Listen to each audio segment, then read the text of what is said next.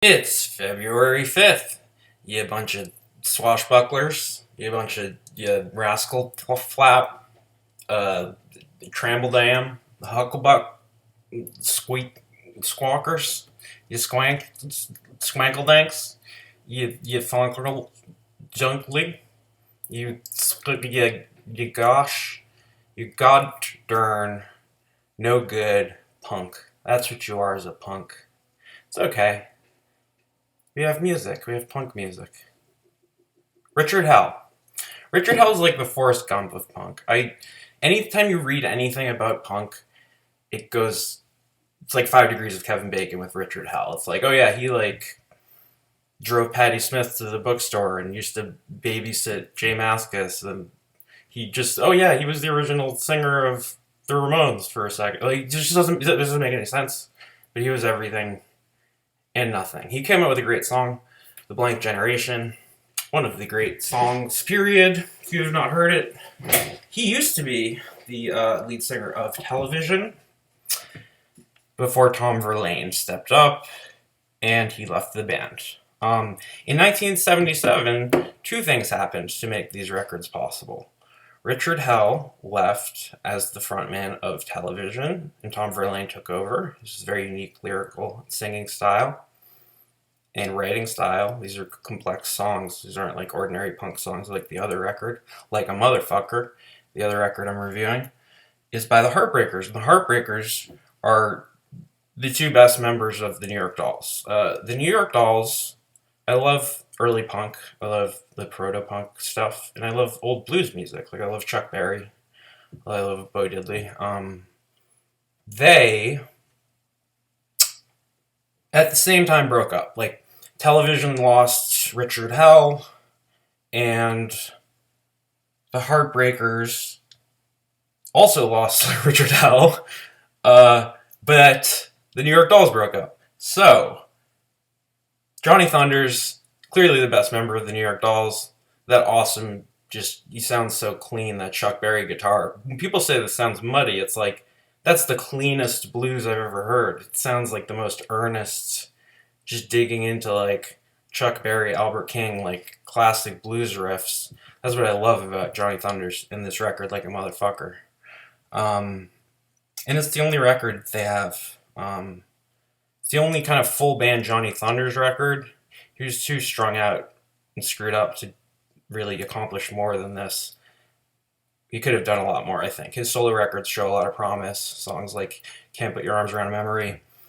He had amazing potential, but I think it's only fully reached in Like a Motherfucker. Same for Television. They released one of the greatest albums ever as their debut album, and then released one other mediocre album and then disappeared. And everything goes back to Richard Hell. All roads lead to hell.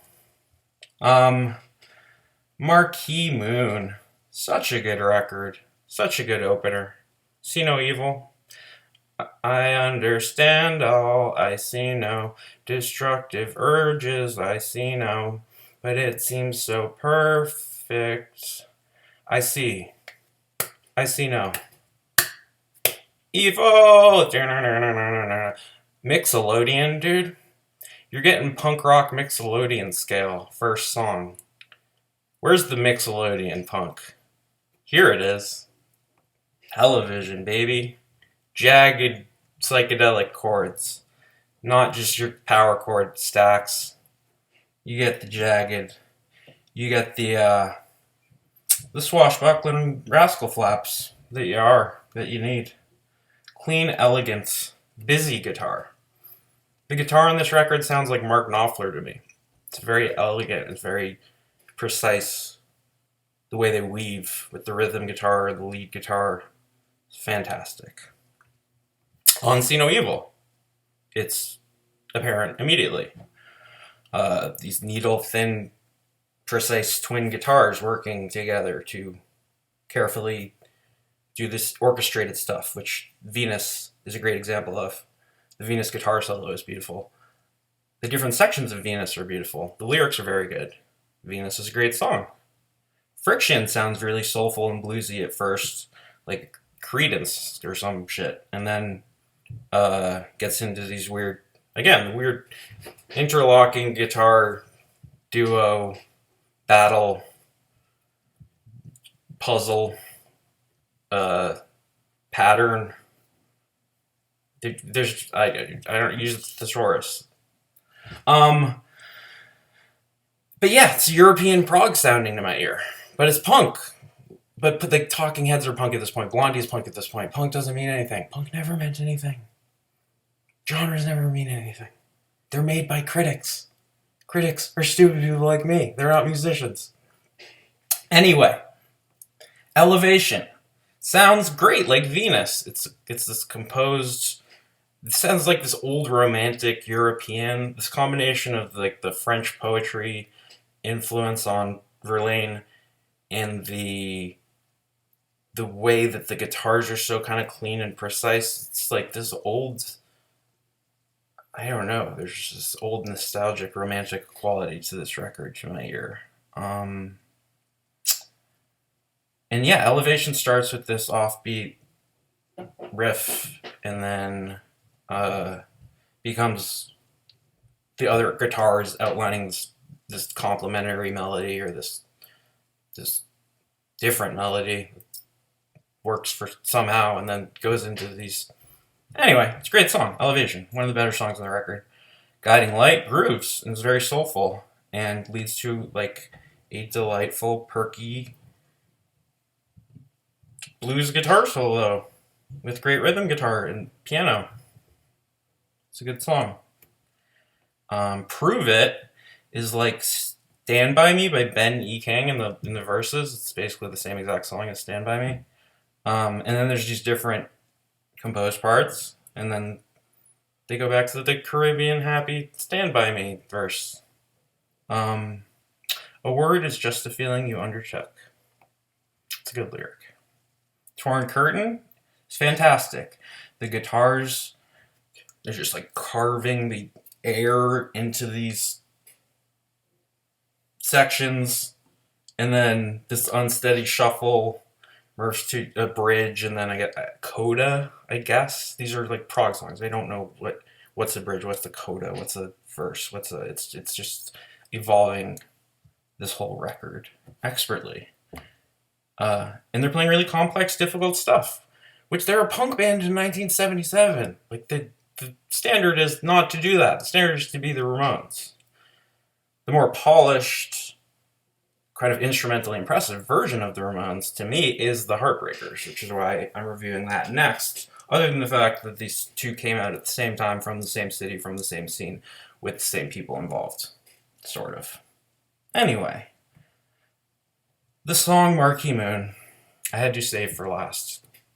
This is one of the greatest songs ever written. Start to finish. I go down to the station. I asked the man at the station how he don't go mad. He said, "Look here, Junior, don't you be so happy. For heaven's sake, don't you be so sad." So good.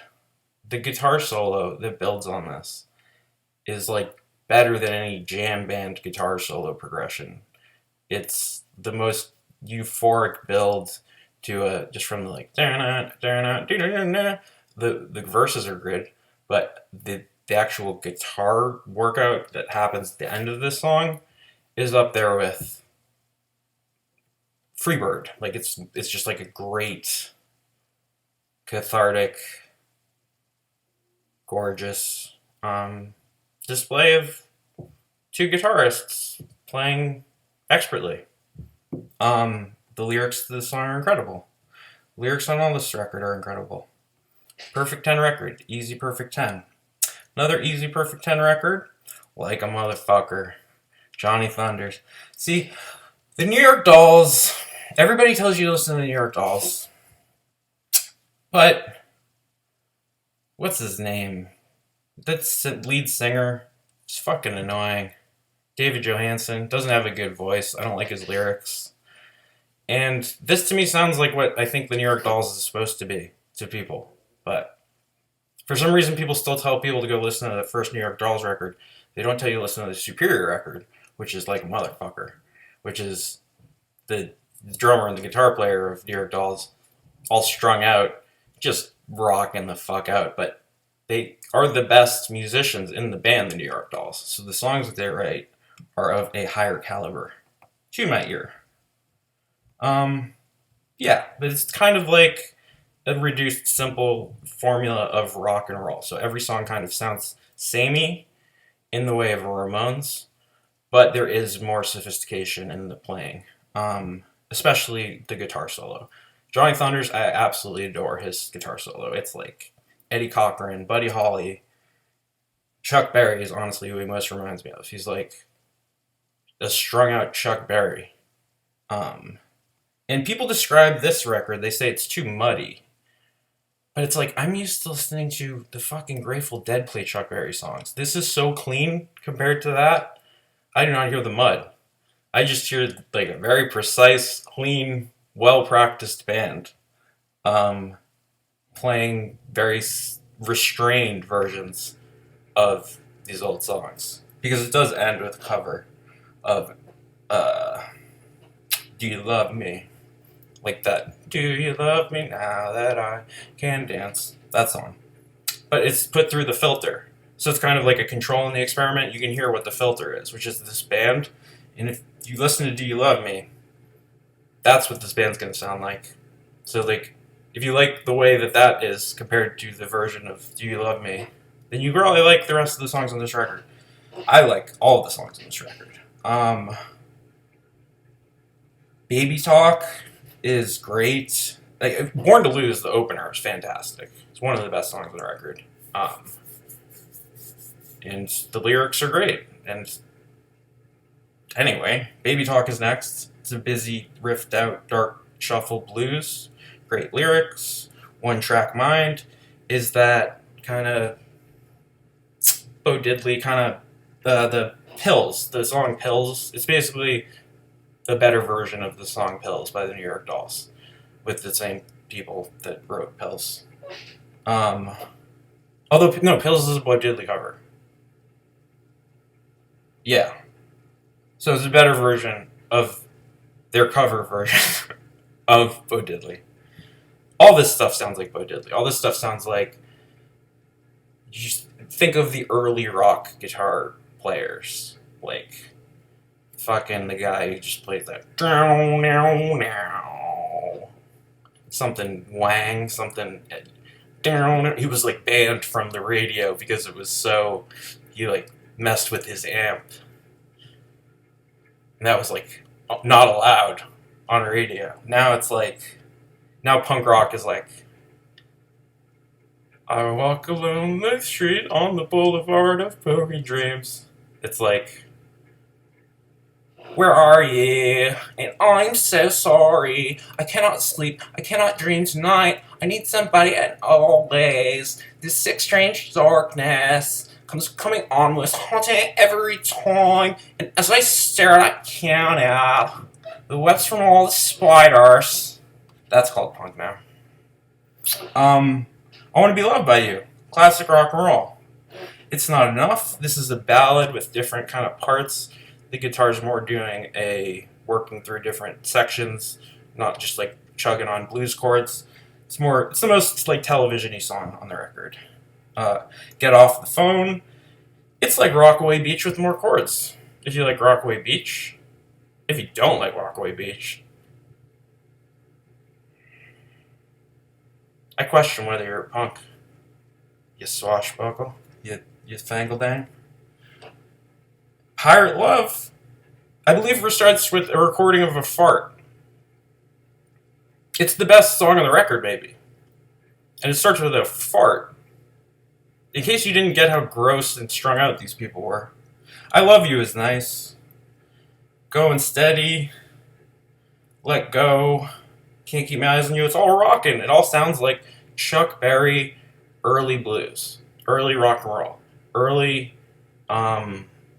just sticking with those progressions that are so fulfilling and beautiful, that are the foundation of rock and roll.